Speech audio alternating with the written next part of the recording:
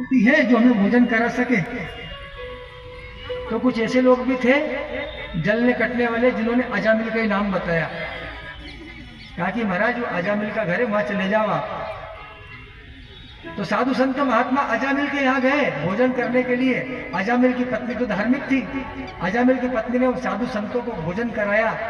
जब साधु संतों ने देखा कि ये बहन बहुत दुखी है, बहुत परेशान है, क्यों? क्योंकि इसका जो पति अजामिल वो कुसंग के कारण बिगड़ गया है, लेकिन इस बहन ने हमें जिमाया है, भोजन करवाया है, इसका नमक हमने खाया है, तो इसका कल्याण करने का हमारा कर्तव्य बनता है।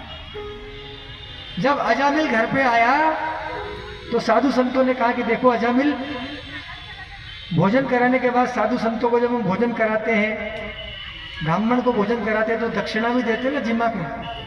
तो संतों ने कहा कि देखो भोजन की दक्षिणा आपको देना पड़ेगी, लेकिन हम आपसे कोई रुपया पैसा नहीं मांग रहे। हम आपसे एक ही वचन मांगते हैं। क्या वचन? कि आपकी जो धर्म पत्नी है, इसका जो बालक होगा उसका तुम नाम नारायण रखना। अब अजामिल को कोई दिक्कत ही नहीं थी, नगद पैसा तो कुछ देना नहीं था उसको, तो उनने कि हाँ ठीक है महाराज रख लेंगे। और जब अजामिल को पुत्र हुआ तो अजामिल ने अपने बेटे का नाम नारायण रखा। अब अकस्मात ही भगवान का नाम निकलने लगा, नारायण यहाँ आओ बेटा, नारायण तुम कहाँ हो, नारायण तुम क्या कर रहे हो। ऐसे तो भजन नहीं करता था वो, क्योंकि बिगड़ गया था ना। नारायण नारायण नाम निकलने लगा मुख से। तब एक बार ऐसा हुआ कि यमदूत आ गए अजामिल को लेने के लिए,